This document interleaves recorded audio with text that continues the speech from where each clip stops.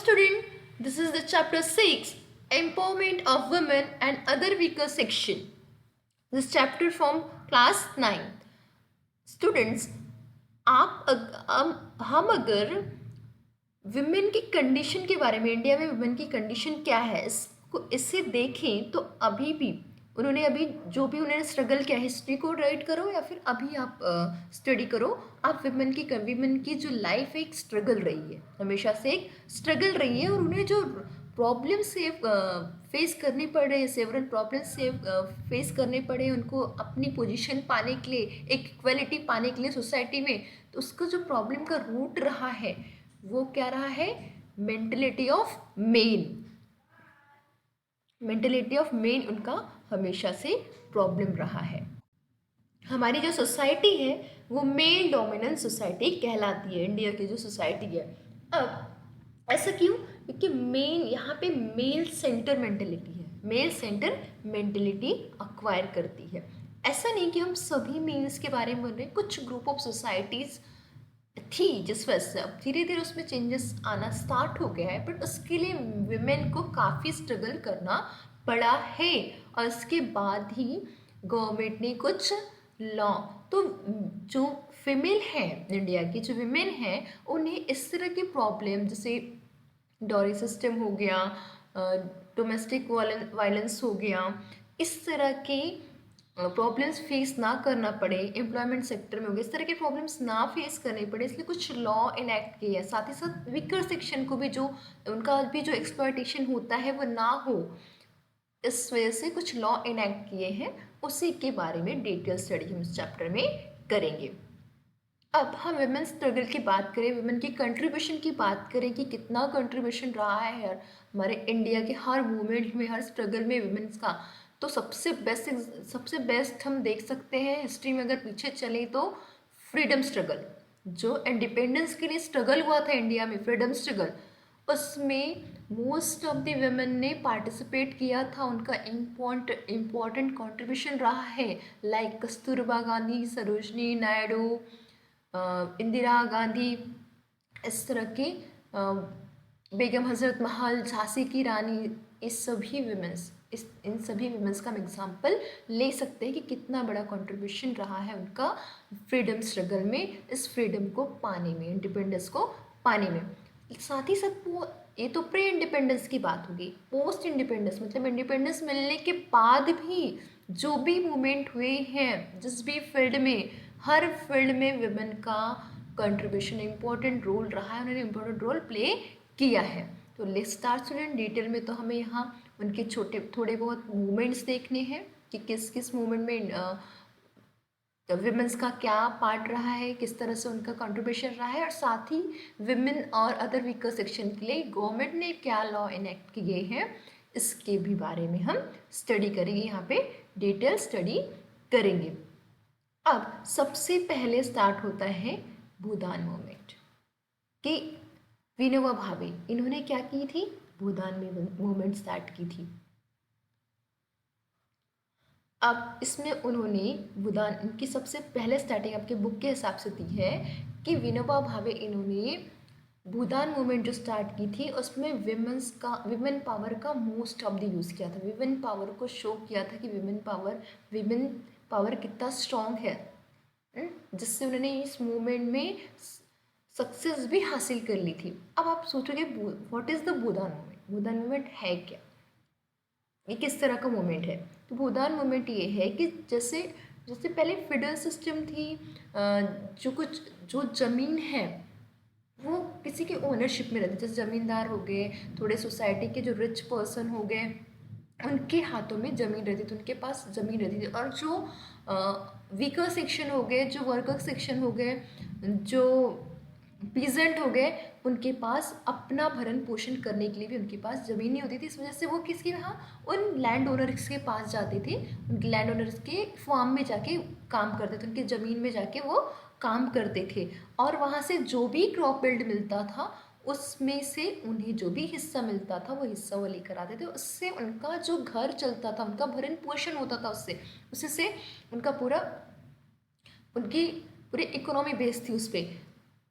पर इससे उनका कंप्लीट सभी चीज़ें कंप्लीट नहीं हो पाती थी, तब भी वो क्या कर रहे थे, स्ट्रगल फेस कर रहे थे। और ये ऑब्जर्व किया विनोबा भावे ने, इन्होंने, और इन्होंने डिसाइड किया कि वो इन लोगों को कम से कम इतनी तो ज़मीन दिलवाएंगे कि जिससे इतना तो भूमिदान करवाएंगे जिससे इनका, इनकी फैमिली और इनका भरण पोषण अच्छे से हो सके।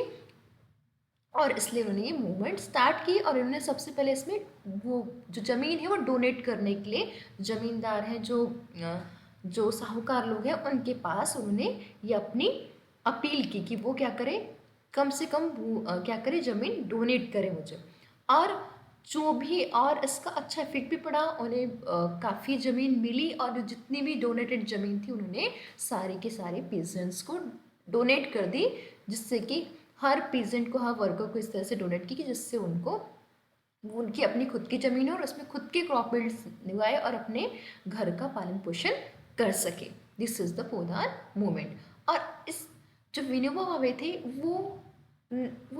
इन्होंने ये मूवमेंट महात्मा गांधी की फिलोसफी से सेट की थी, क्योंकि वो उनके बहुत बड़े फॉलोवर थे और उनकी फिलोसफी पे, गांधी जी की फिलोसफी पे फेथ रखते थे अपना। और वुमेन जो वॉलेंटियर थी उनका क्या काम था, वो मैसेज कैरी करती थी भूदान मूवमेंट की all part of the India. वहाँ पे भी जिस जिस पार्ट से वो बिलोंग करती थी उस पार्ट में वो भूदान मूवमेंट की मैसेज को पहुँचाती थी, उसको स्प्रेड करती थी। साथ ही साथ वुमेन ने एक और जगह पे important role, significant role play किया है, वह है तेलंगाना पीजेंट आर्म स्ट्रगल में।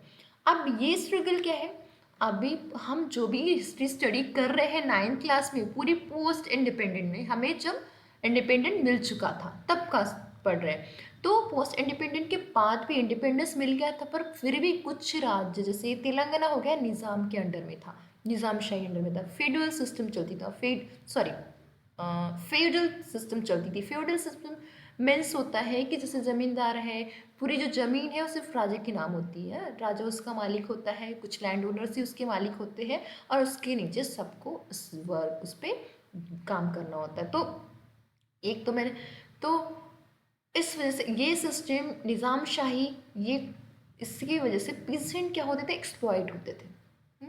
उनके उनके ऊपर क्या हो रहा था, अत्याचार हो रहा था, तो वो इसके अगेंस्ट थे। वो चाहते थे जैसे बाकी स्टेट हो गए हैं, थोड़ा सा बाकी रीजन फ्री हो गए, उनको इंडिपेंडेंस मिल गया, उस तरह इस रीजन को भी मिलना चाहिए, निज़ामशाही से मुक्ति मिलना चाहिए। और इसलिए उन्होंने पीसेंट आर्म स्ट्रगल स्टार्ट किया।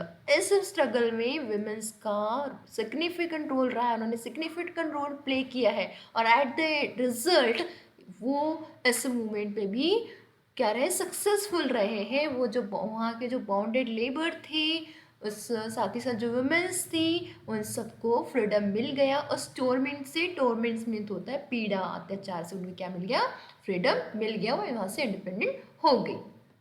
अब नेक्स्ट चलते हैं हम लोग किस पे, manifestation of women power. Manifestation of women power, इसके बारे में स्टडी करेंगे हम। तो मैनिफेस्टेशन ऑफ वुमेन पावर यहाँ पे क्या है, उस समय पे जैसे 1972 या 71, इस समय पे क्या था कि एक जब भी कोई फेस्टिवल आता था, जब भी कोई फेस्टिवल लाइक जहाँ पे दिवाली का एग्जांपल दिया गया है, तो फेस्टिवल आया कि क्या होता था, विमेंस को एक प्रॉब्लम फेस करनी पड़ती थी। कौन सी, जैसे जो ग्रोसरी है उनकी स्केरेसिटी की, उनका सप्लाई नहीं होता था पूरी तरह से, और उनके प्राइजेस राइज हो जाते थे। अब जैसे रवा, ऑयल, घी, मैदा, ये सारी जैसे सोर्सेस है, ये सारी चीज़ें हैं, जैसे दिवाली आती है तो क्या होता है आपके घरों में, नाश्ता बनता है, कुछ ना कुछ अच्छा बनता है, और काफ़ी 7-8 दिनों के लिए बन के रखा जाता है। तो यस, इन सारी चीज़ों की ज़रूरत तो पड़ती है। तो ये सारी चीज़ें उस समय, ये तो हमेशा की चीज़ें, पर फेस्टिवल के समय पे इंसान इसकी ज़रूरत ज़्यादा ही पड़ जाती है। तो फेस्टिवल के समय एट द रेट जैसे फेस्टिवल आता था कि लोग पूजा करने के लिए, लोग ये उनका कस्टम है, रीति है, रिवाज है, तो वो लोग क्या ट्रेडिशन है, तो वो लोग लेंगे ही लेंगे। इस वजह से उस टाइम पे इसका सप्लाई क्या शो किया जाता था कि इसकी स्केरिसिटी आ गई, इसका सप्लाई कम है, इसलिए इसके प्राइस क्या हो गए, राइज हो गए, प्राइस बढ़ा दिए जाते थे उनका। जैसे ये केरोसिन वगैरह वेरी एक्सपेंसिव हो जाते थे उस टाइम पे। इस वजह से वुमेन को, स्पेशली जो घर संभाल रही है हाउसवाइफ, उन्हें बहुत ज़्यादा उन्हें इन पे इसका, उन्हें ये प्रॉब्लम फेस करनी पड़ती है, इसका इफेक्ट उन पे बहुत ज़्यादा पड़ता था। इसीलिए एज इट इस प्रॉब्लम एक इंडिपेंडेंट उन्होंने क्या की, ऑर्गेनाइजेशन स्टार्ट किया, ऑर्गेनाइज की 1972 में under the leadership of socialist leader Mrinal Gore, जो कि मुंबई से बिलोंग करती थी। इन्होंने इस डिमॉन्स्ट्रेशन में क्या किया, पार्टिसिपेट किया। अब डिमॉन्स्ट्रेशन कौन सा था, उन्होंने सारी वुमेन्स हैं जितनी है, उन्होंने घरों से बाहर निकल के एक डिमॉन्स्ट्रेशन यानी लाटने मोर्चा स्टार्ट किया। लाटने में से होता है रोलिंग पिन इंग्लिश में, हिंदी में बेलन और मराठी में होता है लाटनी। तो वो मोर्चा स्टार्ट कर दिया और सभी लोग यूनिटी में आके सबने एक साथ आके रोलिंग पिन ब्रांड की तरह यूज़ कर लिया, रोलिंग पिन को ले लिया अपने हाथों में और डिमॉन्स्ट्रेशन स्टार्ट कर दिया। और ये मूवमेंट सक्सेसफुल रही। फिर से ये मूवमेंट भी वुमेन्स की सक्सेसफुल रही और इस मूवमेंट से वुमेन्स ने दिखा दिया, एक झलक मिल गई लोगों को वुमेन पावर की कि अगर वो यूनिटी में आ जाए, एक साथ आ जाए, तो वो किसी भी मूवमेंट को सक्सेस करवा सकती है, सक्सेसफुली जीत सकती है। नेक्स्ट मूवमेंट है द चिपको मूवमेंट। अब चिपको मूवमेंट, अब इसके नाम से ही आपको जैसे ही आप मूवमेंट के समझ जाओगे इसका नाम चिपको मूवमेंट क्यों पड़ गया। तो अब जो हिमालय की फुटहिल्स है, ये मूवमेंट की गई थी 1973 में। तो जो हिमालय की फुटहिल्स पे जो ट्री और फॉरेस्ट है, वह उसको कमर्शियल पर्पज से कट करने की डिसीजन ले लिया गया था। अब कमर्शियल पर्पज मीन्स बोलोगे आप, तो कमर्शियल पर्पज मीन्स होता है भाई बिजनेस के पर्पज से, जैसे मॉल खोलना है, कोई रेस्टोरेंट खोलना है, जो भी है, बस ट्रेडिंग पर्पज से वहाँ पे उसी को कमर्शियल पर्पज बोला। ऑफिस चलाने पड़े तो जो भी है उसके लिए इसकी वहाँ के ट्री और फॉरेस्ट को कट करने का डिसीजन लिया गया था। पर कुछ एनवायरमेंट लवर भी थे वहाँ पे जिन्होंने ये पॉसिबल होने नहीं देना था। तो कौन थे वो, चंदी प्रसाद भट्ट एंड सुंदरलाल बहुगुणा। इन लोगों ने एक मूवमेंट स्टार्ट की इस फॉरेस्ट को कट होने से बचाने के लिए, प्रिवेंट करने के लिए। इन एनवायरमेंट लवर्स ने मूवमेंट स्टार्ट कर दी और उसको वुमेन ने, मोस्ट ऑफ द वुमेन ने फॉलो किया। और वुमेन ने कौन सी वुमेन्स ने कौन सी स्ट्रेटेजी फॉलो की, उन्होंने एक स्ट्रेटेजी बना ली इस मूवमेंट के वुमेन्स ने कि वो क्या करेंगे, देखो हर जगह थोड़ा अलग कर रही है वुमेन्स, तो उन्होंने स्ट्रेटेजी ये बना ली कि वो क्या करेंगी, जो ट्री है उसे हग कर लेंगी, आई मीन्स हैंड से उसको इंसर कर लेंगी, मतलब हगिंग पोजिशन में। अब हैंड से मतलब ट्री को गले लगा लेंगी, ट्री को हैंड से इंसर्कल कर लेंगी। अब ये इस मेथड से उन्होंने ट्रीज को प्रोटेक्ट करने का डिसाइड कर लिया। अब the tree by embarrassing add the movement came to be known, इस वजह से इस मूवमेंट को कहा जाने लगा चिपको मूवमेंट। अब वो साथ ही साथ वुमेन जो है, इन्होंने large number of women had a big role to play in the agriculture economy of this region. इसी रीजन में लार्ज नंबर ऑफ वुमेन ने किसमें, एग्रीकल्चर इकोनॉमी में क्या किया, एक इम्पोर्टेंट रोल प्ले किया। अब एग्रीकल्चर इकोनॉमी आप कहोगे what is this agriculture economy. Yes, तो एग्रीकल्चर इकोनॉमी मीन्स एग्रीकल्चर में कुछ क्रॉप यील्ड्स या प्रोड्यूस करना, जो भी है उसको प्रोड्यूस करके क्या करना, उससे आप अर्न कर सकते हो, राइट। तो वो चीज़ इन्होंने स्टार्ट की यहाँ पे और इसके लिए अवेयरनेस लाई। इससे क्या हो गई, वुमेन्स सेल्फ डिपेंडेंट बन गई, वे खुद इकोनॉमी थोड़ा सा अपने ही मेहनत से अपने ही कामों से पाने लगी।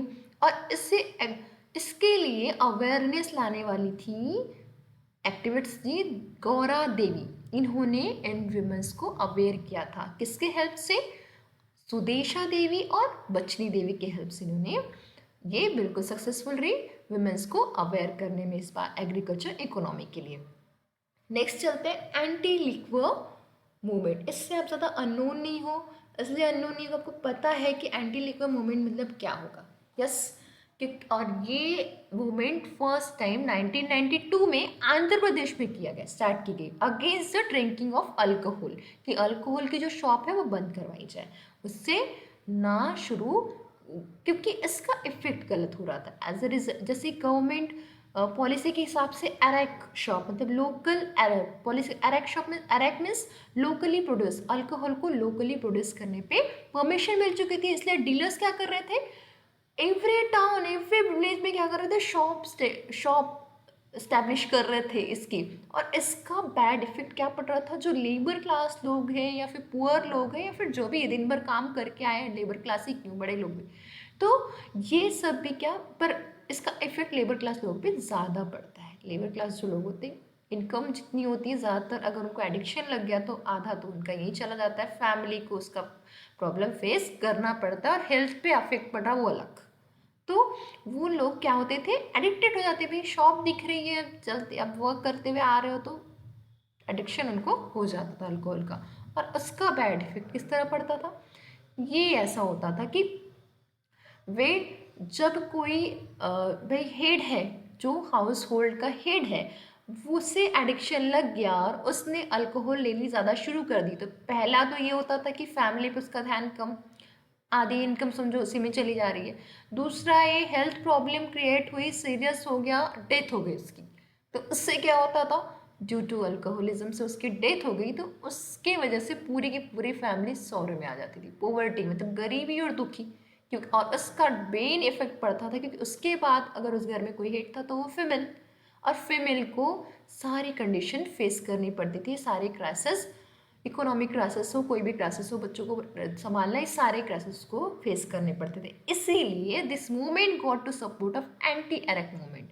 इस मूवमेंट आंध्र प्रदेश में कौन सी मूवमेंट चलाई गई, anti arrack movement, anti liquid movement 1992 में। सेम टाइम क्या चल रहा था वहाँ पे, लिटरेसी प्रोग्राम भी चल रहा था। अब इस लिटरेरी प्रोग्राम, जो विलेज में लिटरेसी प्रोग्राम होता था, उसमें क्या किया था, सीता माँ की कथा नरेट की जाती थी, और इसमें इस पार्ट ऑफ प्रोग्राम में सीता माँ की कथा नरेट की जाती थी। इस स्टोरी में जो सीता माँ है वो क्या करती थी, पीपल्स में अवेयरनेस क्रिएट करने की कोशिश करती थी for the disadvantage of alcohol. Alcohol से कितने डिसएडवांटेजेस से क्या क्या प्रॉब्लम फेस करनी पड़ती है, इसलिए इसको बैन करवा देना चाहिए, ये मैसेज वो लोगों तक पहुंचाने की, इससे लोगों को अवेयर करने की कोशिश किया करती थी। अब जो 1992 में सेम एक और इंसिडेंस ऐसा हो गया था कि जिसके लिए लोग, विमेंस तो और भी ज़्यादा तेज़ी से इस चीज़ में लग गए कि नहीं अब तो ये बंद होना ही चाहिए, इसके लिए स्ट्रिक्ट पॉलिसी गवर्नमेंट ने लानी चाहिए, क्योंकि 3 यूथ जो दबुंगंधा विलेज के, जो कि नेल्लोर डिस्ट्रिक्ट से बिलोंग करता है, आंध्र प्रदेश में जो सिचुएटेड है, तो वहाँ के लोग, वहाँ के 3 यूथ की डेथ हो गई थी लेक में डूबने की वजह से। क्योंकि क्यों, अल्कोहलिक एडिक्टेड रहे होंगे, अल्कोहल ले ली होगी ज़्यादा और लिक्विड ज़्यादा ले ली होगी, इस वजह से ये सारी चीज़ें, ये सारा इंसिडेंस हो गया था। और इसके लिए फिर वुमेंस ने सारे की सारे विलेज एक हो गई, उन्होंने फोर्स किया कि नहीं अब क्या होना चाहिए, अरेक शॉप क्लोज होना बहुत ज़रूरी, क्लोज होनी चाहिए। और ये रिपोर्ट, ये न्यूज़ लोकल न्यूज़पेपर पे चलेगी और इसका इफेक्ट पड़ा अदर स्टेट पे भी, अदर स्टेट पे भी इसका इफेक्ट पड़ा, और अदर स्टेट में भी ये मूवमेंट स्प्रेड होने लगी, एंटायर स्टेट में, अदर विलेजेस में भी पड़ा, अदर विलेज के साथ पूरे एंटायर स्टेट में इसका इफेक्ट पड़ा, और अदर स्टेट में भी धीरे धीरे चल। इसलिए गवर्नमेंट को ये डिसीजन, एक स्ट्रिक्ट पॉलिसी अडॉप्ट करनी पड़ी against sale of alcohol. Government को मजबूर होना पड़ा वुमेन्स के इस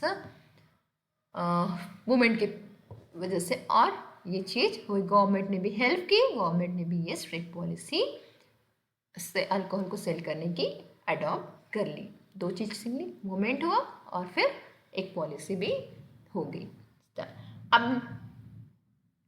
अब next, thank you student, next lecture में मिलेंगे इंटरनेशनल वुमेन ईयर के बारे में और आगे भी जो टॉपिक है उसके बारे में। ओके।